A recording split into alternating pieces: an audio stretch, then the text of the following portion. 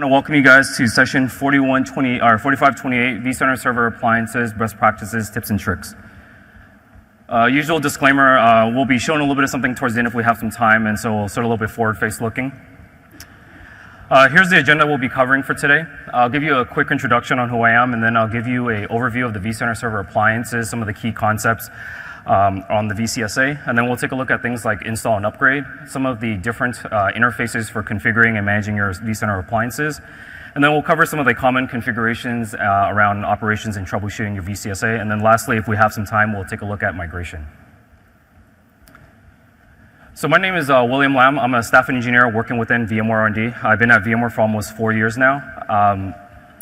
Within VMware R&D, I wear multiple different hats, and one of my roles within R&D is working with various engineering teams and providing early feedback around usability, design, and architecture. I also work really closely with you guys, the customers, our partners in field around general enablement, as well as connecting you guys and your feedback back into our R&D counterparts. I run a personal blog on virtuallyghetto.com, and you can also find me on Twitter for those of you who want to reach out or have any questions after the conference or after the session.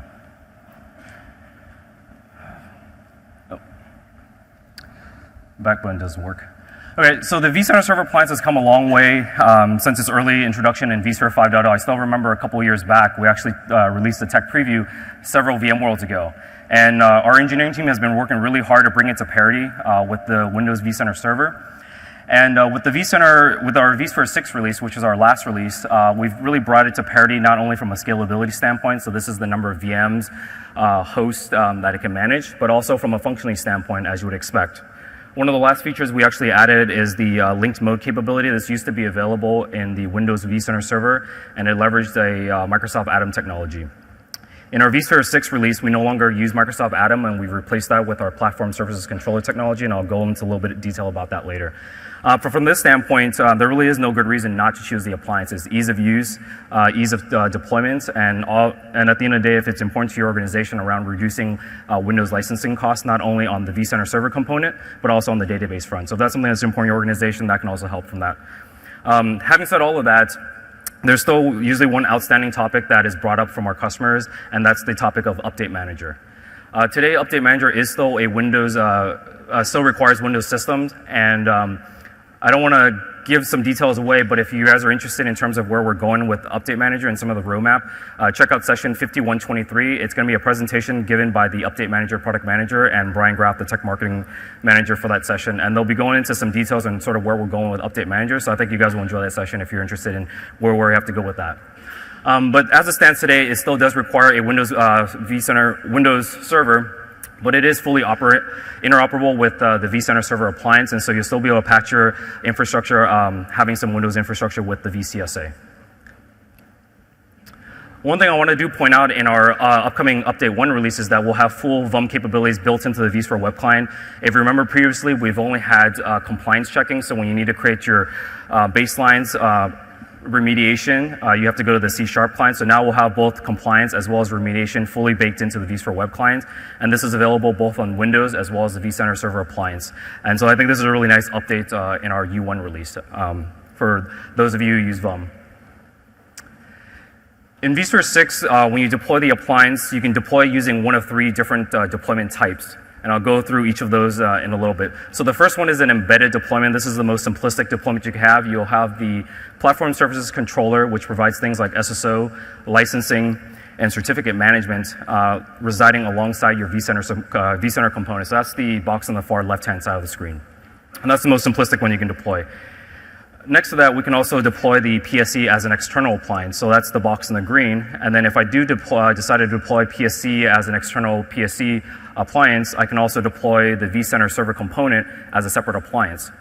And on the last 2 boxes, I'll talk a little bit about the different deployment topologies that you can deploy in an external deployment. So the first we'll take a look at is a single site, no built-in HA. So what we start off with is a single Platform Services Controller. We have a single SSO domain, so this can be vSphere.local, or you can change the default. And I'm in a single site region, so the site here is Santa Barbara. And then once I've deployed my PSC, I will then deploy n number of vCenter servers pointing to my PSC. By having a shared platform services controller, I enable the new capability in vSphere 6, which I talked a little about earlier, which is enhanced linked mode. And this allows me to log into any one of these vCenter servers, and I'll be able to fully manage and view my entire infrastructure. So providing you that single pane of glass into your infrastructure. What you'll notice here on the PSC standpoint is that we only have one, right? So from an availability standpoint, you'll want to look at things like vSphere HA or SMPFT for protecting your PSC. The second deployment we'll take a look at, again, is a single site configuration, but now we'll look at a built-in HA capability within the PSC. So again, we start off with a single platform services controller. We still have the same SSO domain, and we're still within a single site. But now we're going to introduce a load balancer. So this can be a NetScaler, an F5, or an NSX load balancer. And once we have that set up, we'll then go ahead and deploy another platform services controller. Once we've deployed the secondary PSC, we'll go ahead and then set up SSO replication between the two PSCs. And then again, we'll then follow that up with deploying additional vCenter servers after the fact. So in this scenario, if I do lose one of my PSCs, the load balancer will automatically take over and fail over to the remainder PSC. And in this configuration, I can have up to 4 platform services controller behind a load balancer. We can extend this further into a multi-site or multi-region configuration, where again, I still have my single SSO domain, so it allows me to replicate across multiple sites, but now each of my individual sites are going to have varying configurations. So in this topology, we have 3 different sites: Santa Barbara, San Francisco, and New York, and you can see that we have varying configurations on each of these setups, and they can all replicate between each other. And so you'll have the enhanced link mode capability, being able to view your entire infrastructure here.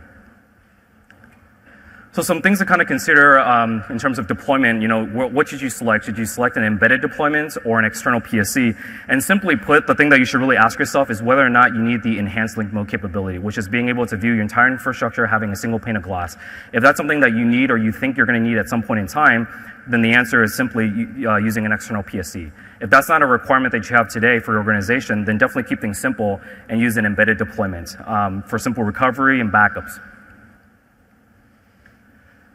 Also, as you guys may imagine, we spend a lot of time developing on our VCSA, and you'll just see further and further enhancements as we have future releases. And so from that standpoint, if you're not already using the vCenter server appliances, this is the best time to start evaluating it, using it in a home lab, dev test type of environment, and you can also deploy the embedded configuration for ease of setup. The other really nice thing about this too is that you can also replicate between a Windows external PSC and a VCSA external PSC.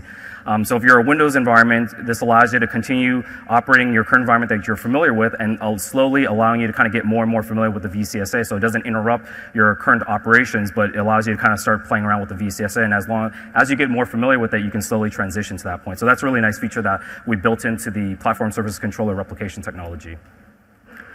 One of the most obvious questions that we get after telling our customers about this is that can I go from an embedded PSC to an external PSC after I've deployed, right? Like I don't want to pick something and then realize, oh man, I should have done this other deployment, or my environment's growing.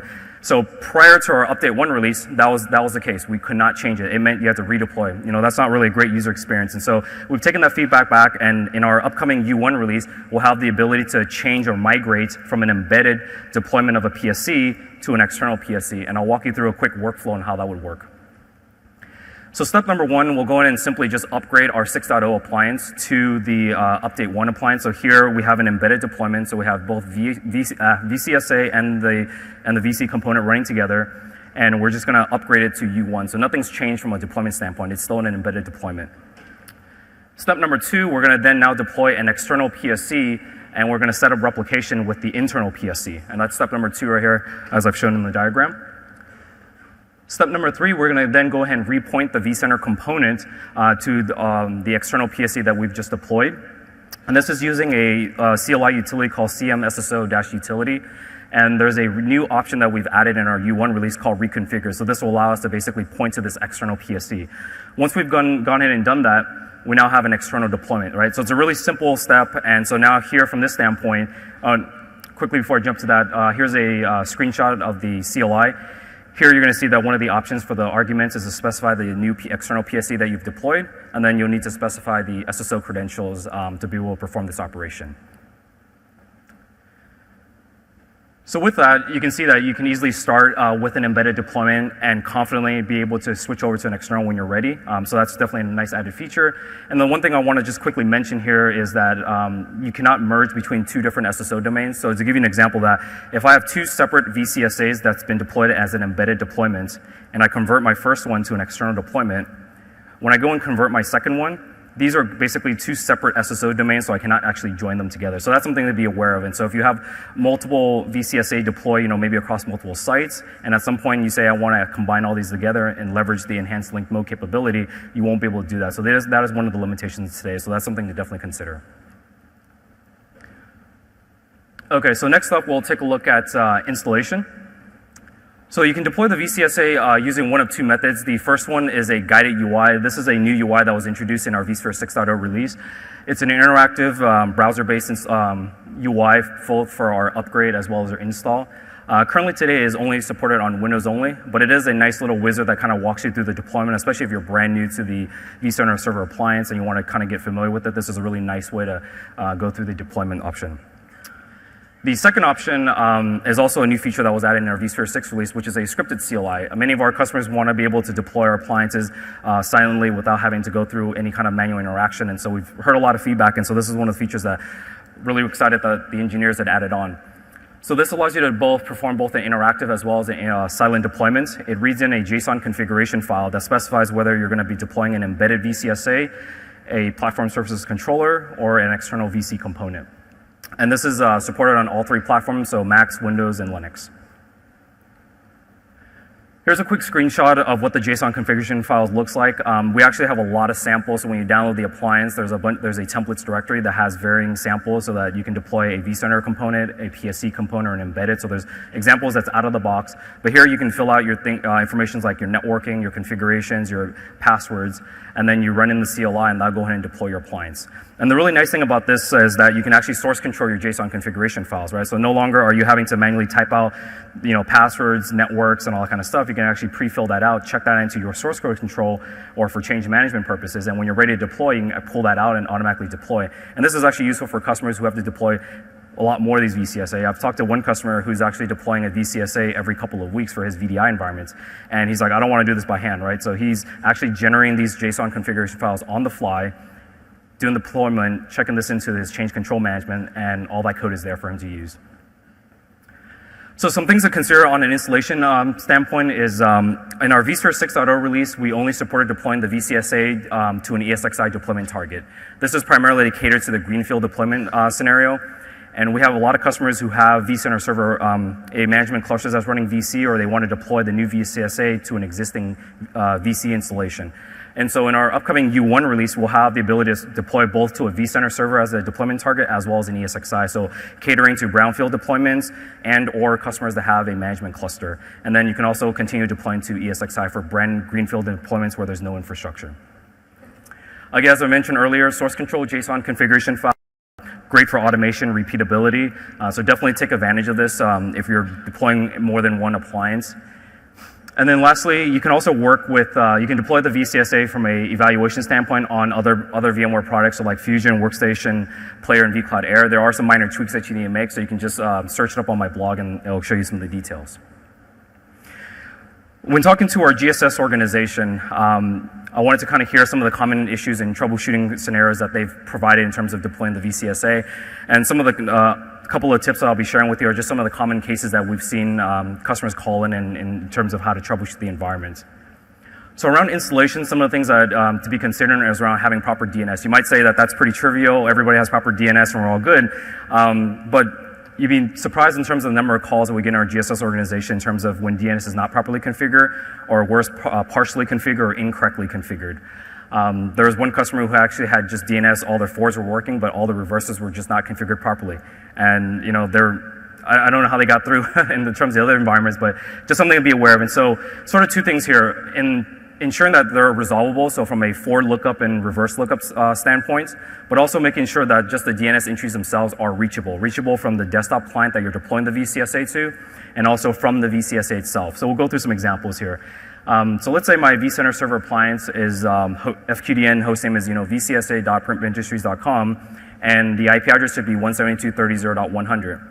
If I do a lookup on that IP address, my expectation is I get the FQDN, and also I want to validate that my short host name also validates to this IP address, right? So this is something that you can easily do prior to installation as well as for upgrades, and some common tools that you can use are like things like NSLookups, host, or dig for Linux.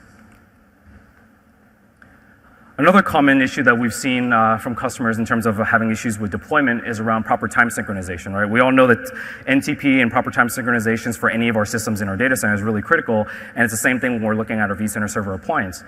So some of the places that you want to check for proper time synchronization is between your VCSA and your ESXi host, especially important if you're using VMware tools for time sync. Also, if you're deploying an external PSC, you want to ensure that both your VC component and your vCenter or your PSC components are all in time sync. Especially important for PSC where we're dealing with authentication, right?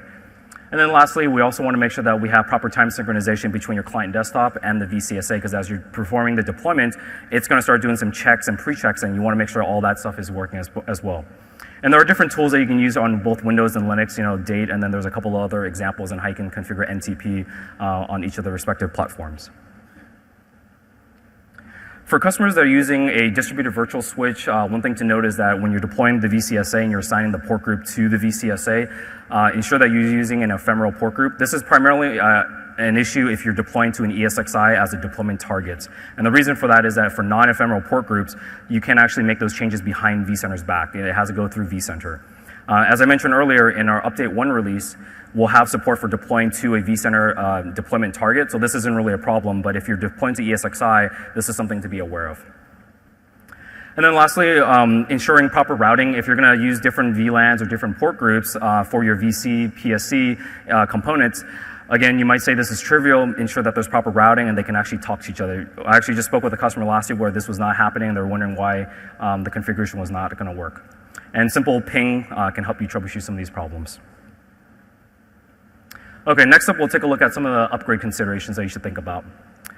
So historically when we performed a major upgrade, so for example if I have a vSphere 5.5 virtual appliance and I want to upgrade to a VCSA 6.0, it was going to be a migration-based approach. And what that means is I start off with my source appliance, which is 5.5. I would then deploy a new 6.0 VCSA, and it would be a migration-based approach. So I would take the data, it would get copied over, my source system would go offline, and then my primary VCSA would take over the network identity and all your configurations, right? So it's a seamless way of migrating, and it also allows you to easily roll back if something happens, right?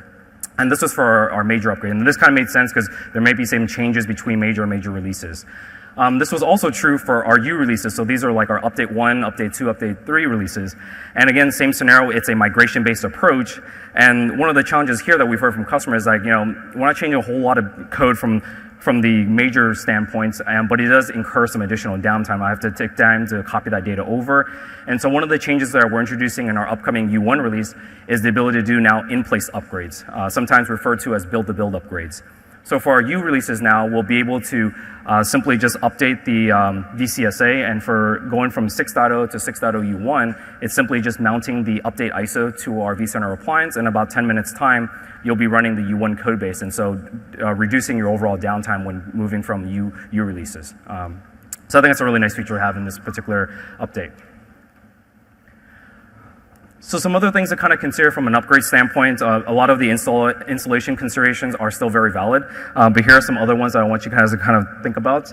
Another one is around ensuring that your SSL certificates, both the IP address and host names, match what you have in DNS, right? Similar to what we talked about earlier about just DNS being, all the configurations are mapping. This is really important if you're replacing certificates or if you're updating IP addresses or host names after the fact, and then over time, these might get out of sync. So this is something that you can actually check before you perform your upgrade. There's a couple of ways you can actually check for this. So the first option I'll talk about is sort of locally. So this is logging into the VCSA appliance and running some commands on the SSH session. So we can actually use the OpenSSL utility, inspecting the certificate, and just pulling out the bits of information that we're interested in here, which is the IP address and the DNS. So that's one option. Second option, let's say SSH is disabled or you don't feel like logging into the appliance, we can also perform this remotely. So I can actually perform a remote connection, again using OpenSSL to my vCenter server, and then pulling out the properties that I care about. In this case, it's going to be the IP address and DNS. So what's highlighted in blue here is the output from either of these two commands. And here we can see that there's 4 entries here. We have the FQDN of my vCenter server, I have the short host name, And then I have both my IPv4 and IPv6, and you can easily just check to make sure that this matches what you have in your environment. So let's say you're not a big fan of the CLI, you don't want to type all those commands. I mean, those are pretty long, right? You can also do it from a UI standpoint. So any browser that you're using today, you can easily hover over the HTTP portion of the browser and just right-click it, and you can get some details about the SSL certificate details of your server, right, that you're connected to. And then under the subject alternative name, you can pull out that same information. So there's multiple ways of getting this information, and at the end of the day, this is something that you can easily check before you perform your upgrade. Some other things you may want to consider from an upgrade standpoint is this might be a good time to consider truncating some of your stats on your vCenter server. When I was a customer, we kept a couple of years worth of statistics, both on the historical perf standpoint as well as events and tasks. What we found out was the events and tasks were awesome for auditing purposes, which we had to comply with. But what we ended up finding out was that keeping 2 to 3 years worth of historical stats, they didn't end up being that useful when we actually wanted to use them. With the different roll-up jobs, they end up starting to kind of flatline, but we end up kind of carrying this, hundreds of gigabytes of storage on our vCenter server from release to release. And so this is a great time to consider pruning some of that information. And there's a KB article here that's referenced that you can actually take a look, and I'll walk you through the steps on how you can prune some of the historical stats. Of course, by doing some of this, you expedite the overall upgrade, and by doing that, we also reduce the overall downtime as you perform an upgrade. So this is something that you may want to consider as you perform some upgrades, just daily maintenance for your vCenter server database. If you have 1 to 2 VCs to upgrade, highly recommend using the guided UI. It's a very simplistic wizard that will kind of walk you through. If you only have a couple, it's not worth the time to kind of go through, and if you want to learn the automation, it's definitely worthwhile, but this is a quicker way to go through it.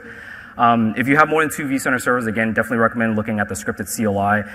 Think about automating the JSON configuration files and kind of using that as your source control, and this allows for repeatability and removing any kind of potential human errors when you're performing the upgrade itself.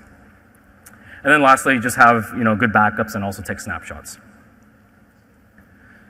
Okay, so now we're going to move on to the configuration standpoint for the VCSA. There are different interfaces that you can interact with the vCenter server appliance to configure and manage your appliance. So I'm going to go through both the UIs as well as some of the CLIs. So for UI, things like the vSphere web client.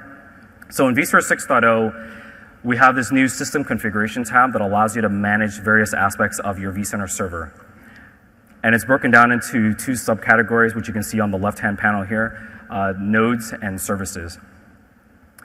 On the nodes, as you would expect, this is the actual server node that you're going to be managing. So this could be an embedded VCSA node. It can be a platform services controller node, or it can be a vCenter component node.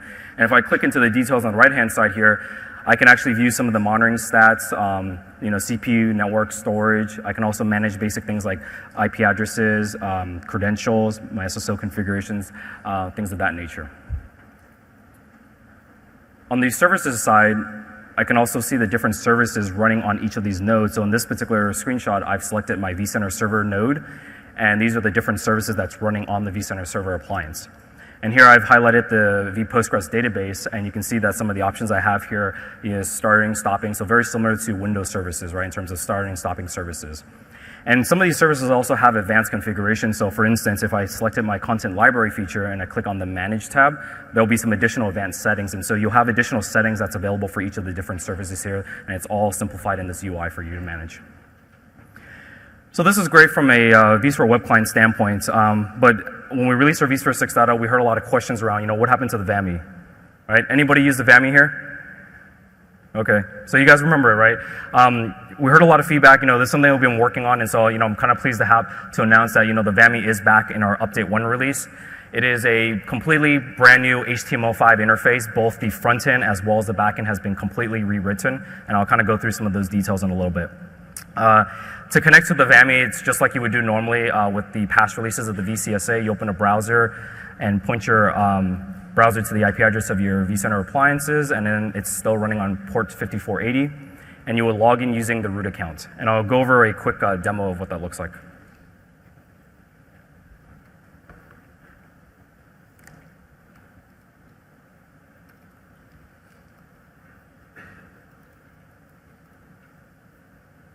Okay. Oops. That's my 6-month-old daughter. So here we're connecting to our vCenter server on ports 5480. So you see here's the login for the page, and then we'll go ahead and log in with the root account.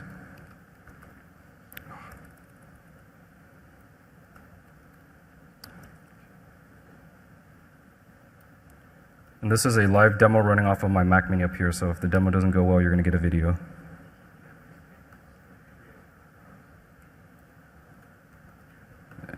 Let's try that.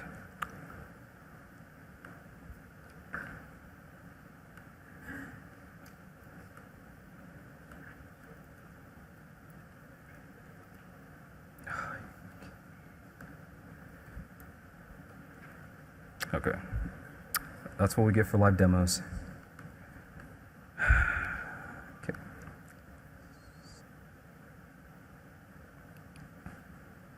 Can you guys see that? Okay.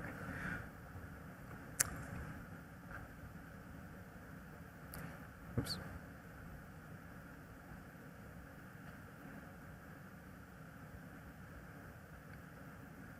Okay.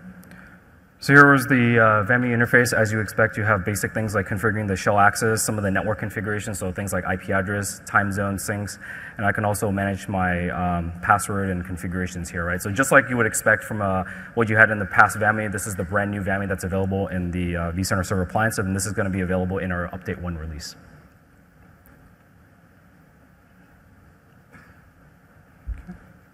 And then these are just quick screenshots. Okay. So the next up, the other UI that I also want to talk about that's new in our Update 1 release is a new PSC UI. Again, this is a brand new HTML5 interface. The way that you would reach this, this new UI is pointing your address to either an embedded VCSA or your PSC, and it's adding a /PSC to the URL. You'll authenticate in using an SSO user, so something like an administrator at vSphere.local. And this uses the same backend PSC interface or backend PSC as well as the similar to the PSC interface in the vSphere web client. And you might be wondering, why do we have another UI? So the reason for this is actually for two particular reasons. The first is around bootstrapping initial configurations, right? Before you log into your vCenter server on a brand new deployment, you may want to go in and join it to Active Directory. You may want it to add it to an identity source, configure additional SSO administrator users. And so this allows you to configure all of that prior to logging into your vCenter server. So that's really use case number one. The second one is, the more important one is like, what happens when vCenter is not running and the web client's not running? How do I go in and troubleshoot the PSC? Historically, we never had a UI for the PSC, and so you're gonna have to jump in through a bunch of command line utilities. So now we have a nice little UI that you can go in for troubleshooting and debugging purposes. And I'll quickly show you what a demo of that looks like.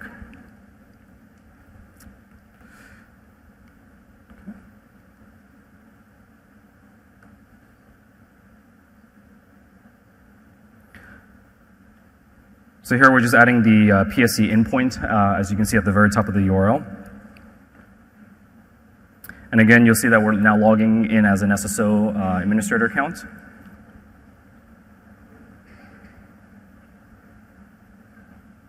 And you'll recognize that this all looks very familiar, right? We'll be able to manage users and groups, some basic configurations of the PSC. We also have the certificate store that I mentioned earlier, and you also have a nice URL under the appliance settings that will actually take you to the VMware, so you can easily have a single click to jump back to the VMware interface, and then you can join things like Active Directory.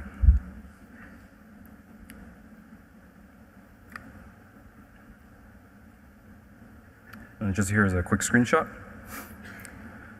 Okay, so now we're going to move on to some of the CLI interfaces for managing our vCenter server appliance. First one is one that you might recognize. You might remember this looking, black and yellow for ESXi. This is very similar to our ESXi's DCUI. It gives you some very basic configurations and troubleshooting operations, so things like setting up my root password, networking, and then being able to view the log. So you just need to quickly get to your appliance. You can log onto the console and jump onto the DCUI for the vCenter server appliance. For more advanced capabilities and more advanced settings, we can then take a look over to our appliance shell configuration. So for those of you who've played with the VCSA 6.0 release, when you log in via SSH, you'll realize that you're no longer dropped into an SSH session anymore, or bash shell anymore. You're actually in this restricted shell, what we call the appliance shell. And this is a management utility for managing your appliances. And there are sort of two types of plugins that's available when you log in to actually use the system. The first is a core plugins, and then we have some extension plugins, and I'll go into a little bit of each of these in a little bit. So for the core plugins, this is kind of what you would expect. These are the core capabilities of managing the appliance. So things like networking, SNMP, network start-stop services, being able to update your software, time sync. So all the capabilities of being exposed to the VAMI UI, this is the actual backend that it's calling into. And so everything that you can do from a VAMI standpoint, you can come in and perform it using the CLI, right? So there's no having to just go into the UI for a particular operation. And when I'm in this appliance shell, I can easily list all these different namespaces. So they operate very similar to like ESX CLI. And this is the top level namespaces. And each of these namespaces will have sub operations under each of them. And so in this example here, I can do a help API list, and that'll list out all the different commands that's available to me for use. The second one is the extension plugin. So this allows us to easily extend the appliance shell beyond just the basic functionality for managing the appliance. Some of the things that we can extend are some of the Unix utilities on the appliance. So things like the clear command, maybe PS or top. But it also allows us to extend this with additional utilities that's found in the appliance. So things like the CMSSO utility that we talked about earlier for repointing your vCenter server. Things like RVC. So for those of you who've used RVC to manage your vSAN environment, you can actually go through this interface and not have to expose your administrators to full bash access. So you can have that functionality in the same restricted environment. And I'll quickly take you through a demo of what that looks like.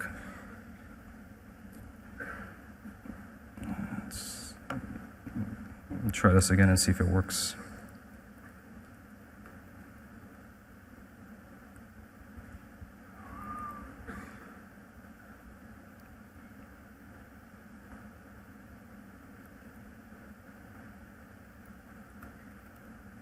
Hey, we're in. Okay. Let me know if you guys can see that. Is that okay? Cool. Okay. So here for the first one to list the core plugins, we just do the help PI list. Oops, sorry. Help API list. Okay. I'm just going to jump to the video.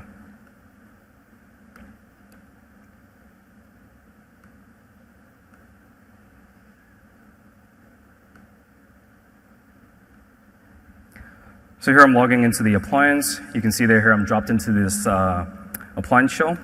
And then we'll go ahead and run some commands and kind of take a look at the example. So here I'm running an API list, and you can see all the different commands that's available to you. These are all kind of namespaced out, so I can either type out com.vmware, or I can pick anywhere within that namespace, and I can just type the particular string, and it's actually auto tab complete, so it actually will pick up that, and you can just tab out the functionality. So this is a great way to kind of discover what commands are available, so you don't need to remember any of these. So here we're going to do so here I'm just namespacing off at appliance version, and here I'm pulling the CPU stats. Second option is running the help PI list. So this will allow me to list out all the different extension plugins that's available here. And again, here these are all namespaced out, so I can either type com.vmware.ps, or I can just type ps and it'll autocomplete.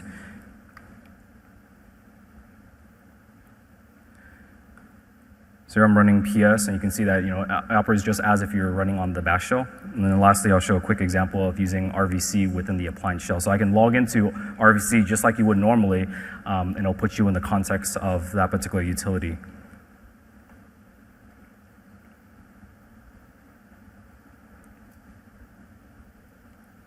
Okay.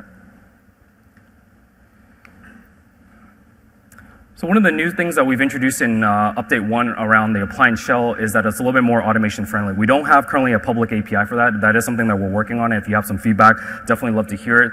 But on the automation front, we have made it a little bit easier to consume in our update 1 release. And so here's the first example is piping some commands through the SSH session itself. So I can, in this particular example, I'm getting the CPU stats and the memory stats, and I can have n number of these commands just being echoed out and then being piped into my session. So if I perform this operation, here's kind of what it's looked like. I'm logged into the appliance shell, and then it performs the CPU and memory stats gets, right, and then it exits. If you think about this, it's not really practical. If you have really complex commands, you're going to have to craft this. It's just not going to look really nice. So the more practical use case for this is really having additional appliance shell commands stored in a text file. So this command text file will then have all of my configurations, right, from a post-deployment standpoint. I have all the configuration in this text file, and then all I have to do is just redirect that text file into my VCSA session when I perform the operation. So if I perform that operation, again, I'm logged into the appliance, and then it goes ahead and configures my NTP configuration, which is being shown here. So from this standpoint, if you recall earlier, we talked about automating the initial deployment end-to-end. Now we have the ability to also automate the post-configuration. So now we have an entire workflow that you can easily automate the entire process, right, as you're deploying your vCenter server appliances and removing kind of human error, especially if you're having to deploy multiple of these VCSAs. Okay, so now we're going to jump quickly over to some of the common operations that you might want to perform on your vCenter server appliances. These aren't exhaustive, but these are just some of the common ones that you might come across. So things like increasing memory and CPU resources, increasing disk capacity on the vCenter server appliances, and patching updates and password expirations. So when you deploy the vCenter server appliance, you have the ability to select the deployment size. This is either a tiny, small, medium, or large, and this is really based on the number of VMs and hosts that you plan on managing in your vCenter server appliance. Now over time, of course, your inventory might get larger, you may want to shrink, and historically, when you had to replace, when you upgraded things like CPU and memory, and specifically on memory, you actually had to find all these different configuration files of the JVM settings, and you had to pick out the right ratio, and these would always be Googling and looking for KB articles, right? It was a really big pain and not really friendly, and if you have these really weird configurations, you kind of have to figure out, what are these ratios that you have to manually configure, and then you have to restart the services. One of the new things that came in our vSphere 6 release is this dynamic memory resize support. So now it will be automatically detect the configured memory for the vCenter appliance and automatically take that memory and using this algorithm that we have, deviate all the varying resources for these different services. So on the right hand here on the screenshot, you can see there's a little utility that runs on boot called Cloud VM RAM-size, and that will detect the amount of memory that's been configured for the appliance and go ahead and allocates this to the various services within the appliance. So now I can easily scale up my VM, my VCSA, or scale down, and this process will automatically be handled for you, so you no longer have to figure out, which settings you need to touch, right? So I think this is a good feature that's been added in our 6.0 release. Next up, disk capacity. Similar to the memory increase, it was also very painful. If any of you have gone through this workflow, it is really, really painful, right? We've only had 2 partitions in our past VCSA, basically root and everything else that ran the database, the log, net dump, auto deploy, and all that kind of stuff. So if I only needed to increase capacity for logging, it meant that I had to increase the entire volume. And it wasn't simply just increasing the VMDK, because we were not actually even using things like LVM to make our lives easier. So what that meant was you had to add a new VMDK, copy all the data across, remount that VMDK, and just think about the amount of downtime that you're taking, right? Just with that copying process, having to update the VMDKs. And if you're not familiar with Linux, that also adds some additional complexity. So what we've done now here in our VCSA 6.0, we're making this easy. You can easily, transparently upgrade any particular VMDK, and we can also do it while the system's live. So in this example here, I'm just doing a disk-free on my VCSA 6.0 release, and you can see what's highlighted in the green section here is the database volume, and I want to increase it by 10 gigabytes. So how do you go about doing that in the VCSA? So step number 1, we just need to increase the actual VMDK size. What's also new in VCSA is now we've broken out the various functions of the appliance into its individual VMDKs. And you might ask, that seems really complex. Why would you want to do that? Well, there's a couple of reasons. A, if I just need to increase a specific function of the VCSA, say my logging partition or my database partition, I can easily do that. The other added benefit is now I can apply granular VM storage policies on a per VMDK basis, right? So if my database tier, it needs to go on SSDs, I can easily apply a VM storage policy and put that on SSDs, and then these other VMDKs, like let's say our log volume or auto deploy, I can put that on slower disks, right? So we have the ability to fine grain apply some of these policies. So here we can see that VMDK 6 is our database tier, and this is the one that we're going to increase the capacity. So we're going to increase it by 10 gigabytes. Now, for the guests to actually detect this change, we just need to run this little CLI utility command here, and it'll automatically detect the change, expand the volume while the system is running. So here I'm actually hot growing the database, the vPostgres database that's running our vCenter server appliance, and there's 0 downtime. Right? And then once we've done that, if I go in and run the disk-free command again, we can see that the partition has now increased to 20 gigabytes, right? So this is, again, we want to make things simple and truly try to make it into a black box appliance for you guys. Okay, so the other big ask that we've gotten from many of our customers is around patching and updates, and we used to have this capability in the VAMI interface, and by bringing the VAMI back in our U1 release, we also are bringing back URL space patching. And so what this allows us to do is, by default, it will point this to VMware.com. And if you have a proxy configured or if you have direct internet access, you'll be able to pull the latest updates and you'll be able to check when updates are made available. You'll still have the ability to use an ISO for updating. So for customers who don't have direct internet access or just want to download the updates, run it manually, you can still do that. And then in addition to that, you also have the ability to configure a custom repo. So again, if you don't want to have every single of your appliances connect into the internet to download a patch, you can just download it once, host it internally in your data center, and then point all of your VCSA to this particular repo, and then patch the system more efficiently that way. So we have all these different options available to you, and this is in our U1 release. And everything that's being shown in the VAMI in terms of updates, again, it's also available through the Appliance shell. So you can perform this operation in multiple interfaces, right? Okay, so we'll go ahead and quickly move on to password expiration. There are two types of passwords or accounts that you need to worry about if you want to manage password expiration. The first one is around local OS users, so similar to like a root account. This can be configured using one of two different interfaces, the VAMI UI that we had just talked about, that brand new HTML5 UI, as well as the CLI. By default, the root account is set to age at 365 days. And on the left-hand side is a screenshot of the VAMI interface, so you can specify whether or not you want the root account to ever expire. If you do want that, then you can specify the number of days, and then you can also configure an email address to notify you prior to expiration. And we can perform the same set of operations on the command line using the change age command. And again, everything that you can do from the UI is available through the CLI. The second type of account are SSO users, so this is something like SSO administrator at vSphere.local. This can be configured using the new PSC UI, or it can be done through the vSphere web client, again, using the same backend PSC interface. By default here, we age the account at 90 days, and there's some other additional lockout policies that you can configure. So these are the places that you would want to take a look at if you want to manage those configurations. Okay, troubleshooting.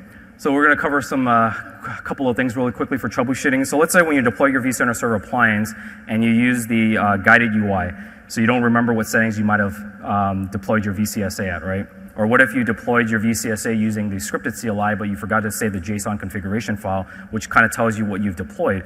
In calling to GSS, they might ask you some information about how you deploy your appliances, what are the different configurations. And one of the things that's nice about this is that we actually take all those properties that you've injected into the appliance, and we actually store that for you. We don't store things like credentials, so all of those things are basically thrown out. But we do store things like SSO domains, what are the different ports that you've configured. And so when you're calling into support, you can easily come into this directory under etc VMware install-defaults, and all the different configurations that's used to deploy your appliance are all stored as individual files, and these are all the different variables that's representing each of these properties. So you can easily access these properties using one of two methods. First and foremost, the simplest is basically just catting the file out. And you can see here for this vmdir.domain name, which represents my SSO domain, I've set it as vghetto.local. I can also use this install-parameter utility and specifying the variable name, and you can see that it nicely prints out the output. So you can use one of these two options to get some more additional information about your deployments. You can even copy this out and store it into your change management system if you wish. The other thing I want to also mention on this particular topic is around deployment type. It's not located in the directory that I mentioned earlier, but if you look in this directory under etc VMware deployment.node type, you can easily tell what you've deployed, whether it's an embedded VCSA, a PSC, or a vCenter node. And again, this is going to be very useful when you're troubleshooting. We've also introduced native Syslog support in our vSphere 6.0 release, and this is something that many of our customers have been asking for, and we've made this really, really easy now. So in the appliance, so this is only available in our appliance, and under the System Configuration tab, there is a service called Syslog service, and by clicking under the Manage, you'll be able to configure your Syslog server. So this can be like a vRealize log insight server. You can configure the logging level at a global level, as well as port and protocol.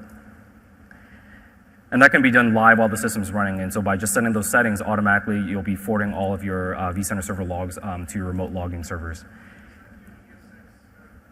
Yes. So the question was, does this also do ESX? So by default, it'll actually pick up your ESX high host and automatically take those hosts and forward its logs through vCenter out to your Syslog server. If you decide to configure Syslog server, we also have this new advanced feature within the vCenter server that allows you to forward the vCenter server logs out to your remote host. For those of you who follow my blog, we've had to kind of do some tweaks to kind of get this working, and now this is actually natively built into the VCSA. And so just by going to the vCenter server advanced settings and just looking for the output to Syslog property and just setting that from false to true, you'll be automatically forwarding your VPXA logs to your vCenter server. And again, this is really useful from a troubleshooting standpoint, or auditing as well. Okay. Quickly take you through a neat little utility called VMtop.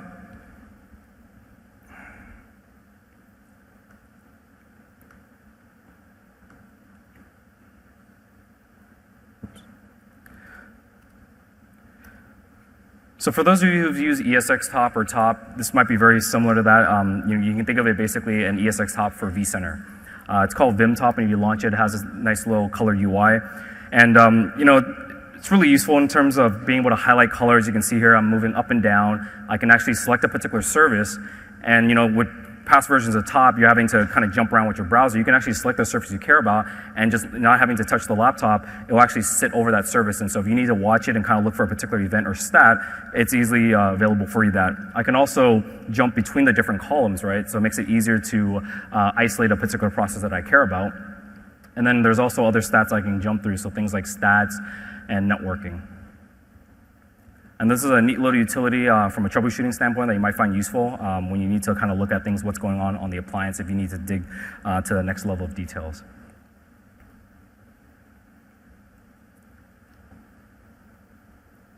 Okay. We all know how to generate vSphere support bundles when vCenter is available. What happens when VC is down or when the vSphere web client is unavailable? There's a couple of ways we can still pull support logs. First, and the easiest one is logging into the SSH session and just running the logs that way.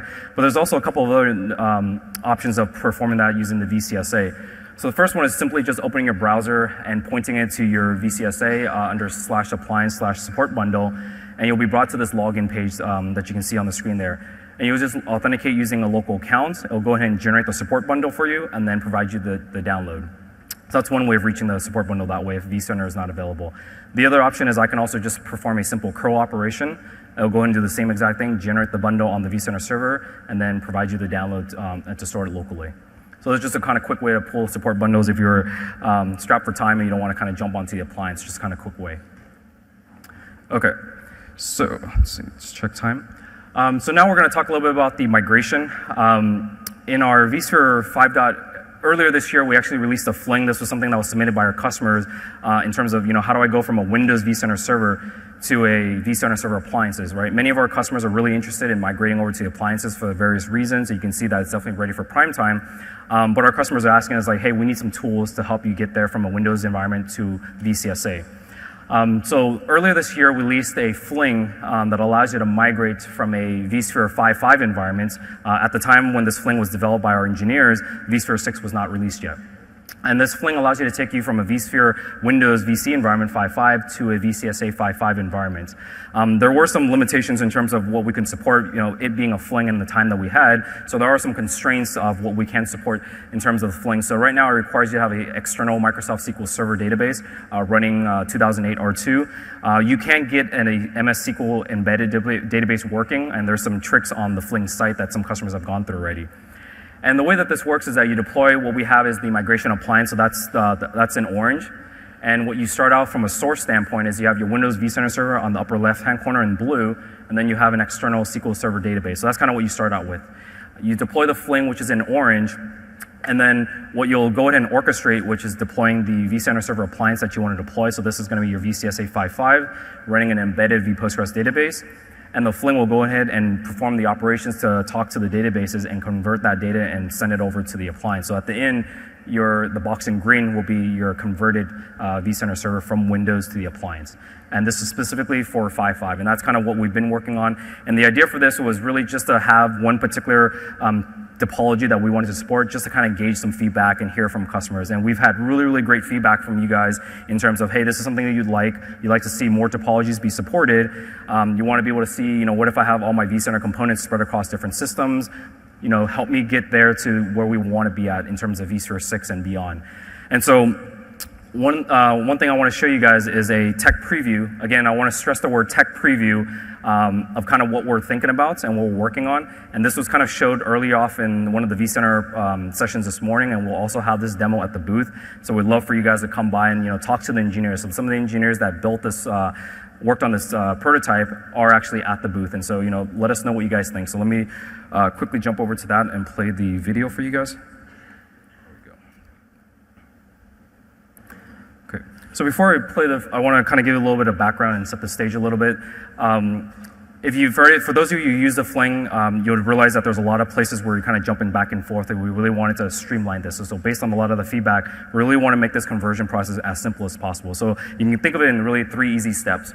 What you start out with is on the left-hand side, which is your source Windows vCenter server. Again, you can have this in an embedded deployment. It can either be, you can have the PSC split out. You can also have the database either locally or remote. So we'll have varying configurations that we'll support. You'll then go ahead and deploy your new VCSA that you want to basically deploy to as step number 2. And then one of the things, and step number 1, we also want to run this migration utility. You can kind of think of this as an agent that will allow us to take the information and the data from your source Windows vCenter server and move it over to the vCenter server appliance. So you'll first start installing the migration appliance, start that up, and it's basically going to be sort of in the listening mode, waiting for you to contact the agent and say, okay, I want to perform the upgrade. You then deploy a vCenter server appliance, and then you go in and connect to the UI of that interface, and then you actually start the migration process. So we'll see a video in terms of how each of those steps work.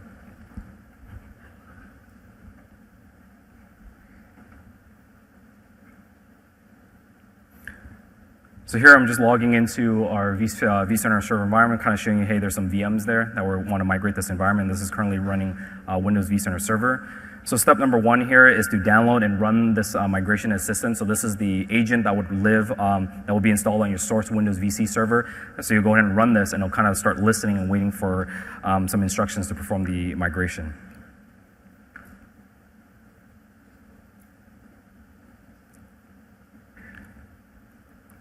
So we're here starting up the migration assistant, and you can see here that it's connected, and it's just kind of listening on that particular port. So next up, we then need to deploy our new VCSA. So we'll go in and deploy the VCSA that matches the initial configurations that we have for our source Windows vCenter server. And then step number 2, we'll then go ahead and deploy, connect to the migration UI to start the actual migration phase. So here we're connecting to the browser of the temporary IP address of the VCSA that you just deployed. And then we'll go ahead and select the migrate from an existing Windows vCenter server. So first thing we're doing is logging into the appliance, and then now we're providing the source credentials and IPs of your Windows vCenter server.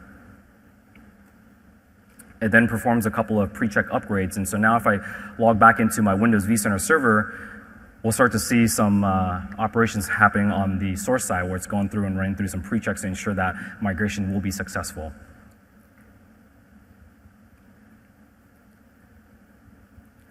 Once it's been started up, you'll be able to select what you want to migrate across to the destination. So here you'll be able to specify if you just want configuration data only, or if you want configuration and your historical stats. Again, here you need to take consider whether or not you really need your historical stats. If you don't, it reduces the overall content that you're distributing across, and we also provide in terms of how much data you might be copying over, just to kind of give you some additional information as you're making that decision. So here we're only going to be migrating the configuration data, and then we'll go in and click Finish to begin the actual migration. And then here we're just getting a notification to let you know that once the migration is started, we'll then shut down the source Windows vCenter server. So at this point, the migration assistant is orchestrating the configurations and the data exported out on the source Windows VC server, and it's going to be copied over to our VCSA that we want to migrate to. Once those configurations have been copied over, we then shut down the source vCenter server.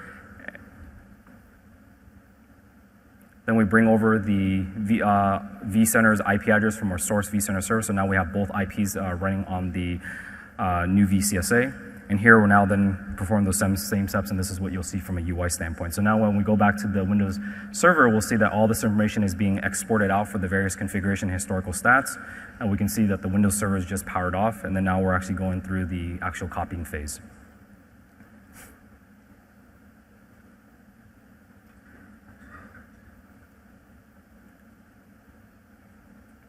Once all the import configurations have been started up, we then now can connect to our vCenter server to its final IP address